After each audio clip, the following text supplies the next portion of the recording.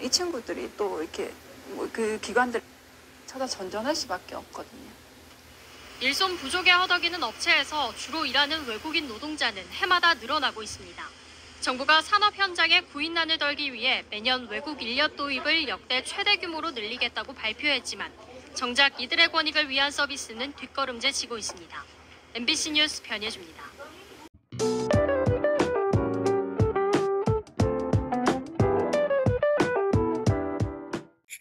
Assalamualaikum warahmatullahi wabarakatuh. Kembali lagi dengan saya Rudin dari channel Dermayu Korea, channel Emong Dewe. Kabar buruk buat kita, buat saya juga, buat teman-teman semua yang pengen kerja di Korea Selatan dan juga buat teman-teman yang sudah ada di Korea Selatan. Apa kabar buruknya? Yaitu 2010년 문을 연 대구 외국인 노동자 지원센터. 바쁜 일에 쫓기는 외국인 노동자들에게 한국 문화를 알리고 한국어도 가르쳐줍니다. 한국에 왔을 때는 한국말 아무도 몰랐어요. 여기서 센터에서 선생님 있어서 계속 알려줬어요. 우리는 공부만 했어요.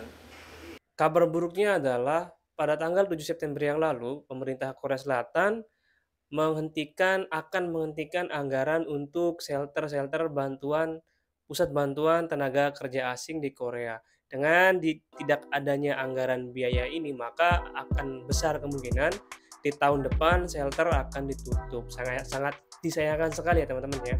Karena shelter ini sangat-sangat bermanfaat buat saya juga, buat teman-teman asing dari berbagai negara, dari semua negara yang bekerja di Korea Selatan. Karena di shelter ini itu kita bisa mendapatkan konsultasi terkait masalah yang kita hadapi di Korea Selatan, entah itu dari pengalaman pabrik yang gajinya nggak dibayar, penunggakan gaji, dan lain-lain sebagainya, pengurusan asuransi, gumin ini yonggem dan lain sebagainya. Dan jika memang benar akan ditutup shelter ini di seluruh Korea nanti, maka orang-orang asing yang bekerja di Korea Selatan sudah pasti akan mengalami kesulitan. Nah, berita akan diberhentikannya anggaran untuk shelter bantuan tenaga kerja asing ini sudah diliput di media Korea Selatan sendiri. Nah, berikut ini salah satu cuplikan dari media TV di Korea Selatan yang memberitakan tentang hal ini. 거기 회의 석상에 가서 아무런 회의 자료도 없이 일방적으로 예산을 삭감되었다라고 통보를 받았습니다. 가족처럼 의지하던 센터가 문을 닫을 수 있다는 소식에 외국인 노동자들의 불안과 걱정은 커지고 있습니다. 센터 없어지면은 우리 힘든 문제 있을 때 어디에서 도와줄 수 없어요. 내년 Nah, seperti yang teman-teman lihat tadi ya, bahwa fungsi dari Jiwon Sento ini ya, pusat bantuan ini memang banyak sekali ya untuk teman-teman pekerja asing. Di antaranya bisa memberikan pelajaran bahasa Korea dan juga kursus keahlian lainnya yang bermanfaat ketika pulang ke negara asal. Dan tak lepas juga, shelter juga berperan sangat penting ketika teman-teman pekerja asing itu tidak mendapatkan hak-haknya ya teman-teman ya. Salah satunya dari pekerja yang tadi berbicara ya, katanya dia tidak mendapatkan gajinya sebanyak 2 juta won, tetapi berkat dibantu oleh shelter maka gajinya yang tidak dibayarkan selama ini berhasil dibayarkan. Dan memang apabila shelter ini ditutup sangat-sangat disayangkan sekali ya, karena memang ya shelter ini sangat berguna. Dan juga tadi pekerja wanita juga sempat bilang kalau memang seandainya shelter mau ditutup, lalu bagaimana kita ini pekerja asing ketika mengalami sebuah kesulitan harus pergi kemana? Sedangkan kita tahu sendiri kalau kita pergi ke pengacara pun kita harus tahu jalurnya kemana-kemana. Kalau ada shelter kan ada orang-orang yang membantu pekerja asing ini kan kita bisa diarahkan, kita harus begini, harus begini, harus begitu.